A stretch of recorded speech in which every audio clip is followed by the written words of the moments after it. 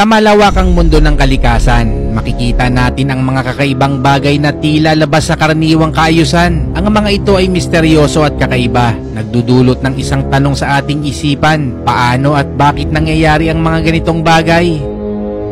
Sa Jerusalem, nai-record sa kamera ang pabilog na hugis ng ulap na namuo sa kalangitan, kasabay ng nakakakilabot na tunog ng trumpeta.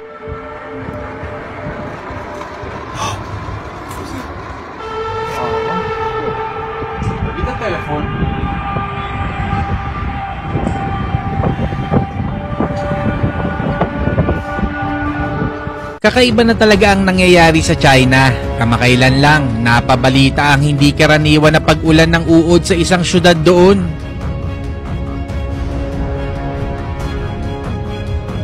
Sa bansang Turkey, marami ang nagulat at namangha nang mabuo sa kalangitan ng tinatawag na lenticular clouds. Bihira lang kasi itong mangyari. Ang ulap na to ay hugis pinggan at madalas namumuo malapit sa mga kabundukan.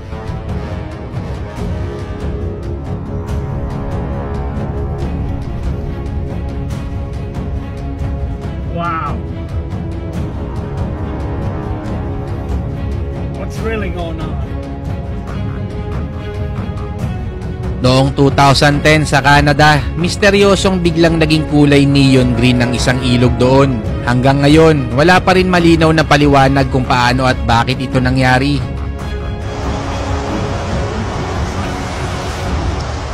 Isa itong uri ng ulap na kailan lang napangalanan. Ang tawag dito ay Undulatus asperatus, isang cloud formation na parang mga alon sa karagatan.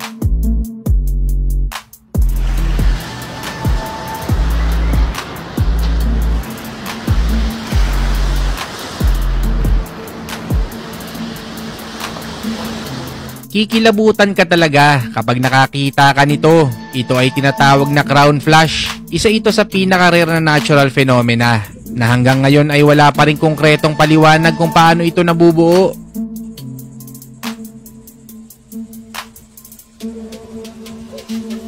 Ang pinaka-natatanging ilog sa buong mundo, ang Rainbow River ng Colombia. Dahil sa kanyang kakaibang kalagayan tuwing tag-ulan, ang ilog na to ay nagiging isa sa mga pinakakakaibang tanawin sa buong mundo dahil sa makulay at kumikinang na tubig nito. It's got a perfect circle in the ice. It's been sitting here, spinning around for a few hours. I saw it earlier and thought I'd come back and take a little video to share with everyone. Sa unang tingin pagkakamalan mo itong snow. Ito ang tinatawag na toxic foam blanket na namumuo sa mga tabing dagat dahil sa mataas na industrial pollution, kagaya na nangyaring ito sa lugar sa India.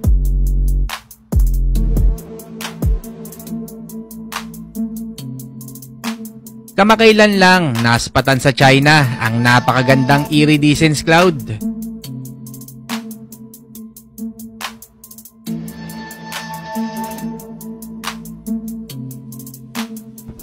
Wow, that is the end of the rainbow, ending in the middle of the road. That is freaking amazing. That is the most incredible thing I think I've ever seen. The rainbow is ending right at that sign. Look at that. That is amazing.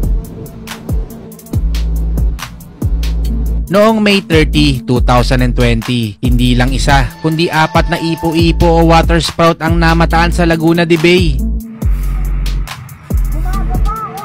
Bumaba na nga eh.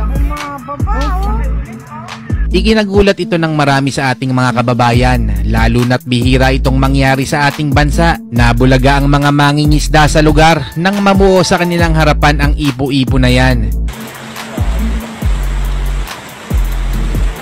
Laki itong isa oh.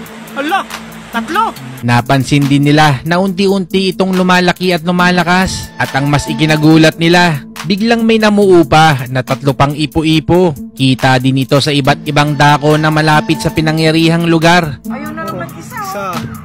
1, 2, 3, 4. Selfie. Tumagal din ng mahigit 20 minuto ang ipo-ipo bago nawala. Wala namang napabalita na nasaktan o nasira sa nasabing insidente. Nabubuo ang water spout o ipo-ipo sa mga tubig gaya ng dagat at lawa kapag masama ang panahon.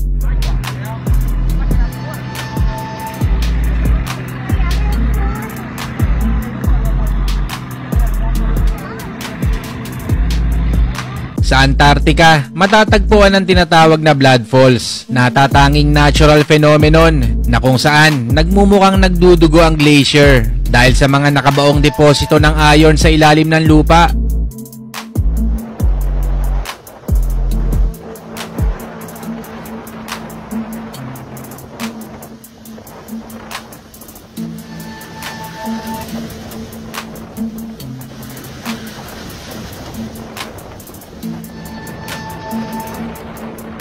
Nakuhaan sa kamera ang nakakamangang ganda ng volcanic lightning noong 2020 nang sumabog ang Taal Volcano dito sa atin sa Pilipinas.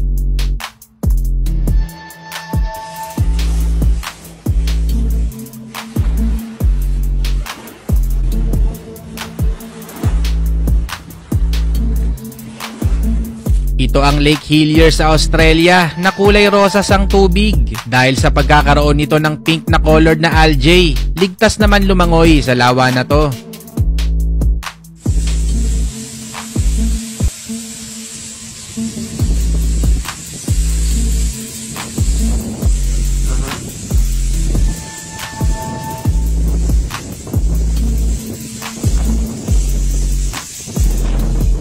Ang tawag dito ay sun halo, isang rare natural phenomenon. Nangyayari ito kapag tumama ang sinag ng araw sa mga ice crystals na nasa kalagitnaan ng atmosphere. Oh, look up! Look up! Oh! Oh! Oh!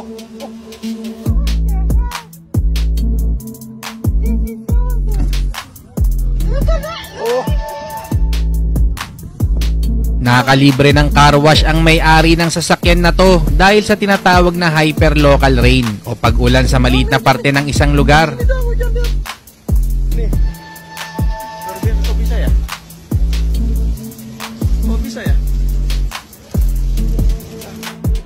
Guys, this is real. Straight from a horror movie. It is? No, I'm just saying it looks like one. And it's moving so fast. Look! I know. It's the official going to heaven. Ang Devil's Woodyard Mud Volcano, isang sikat na tourist attraction sa Trinidad at nagiging aktibo sa pagputok ang bulkan na to tuwing sa pagitan ng 20 to 30 years.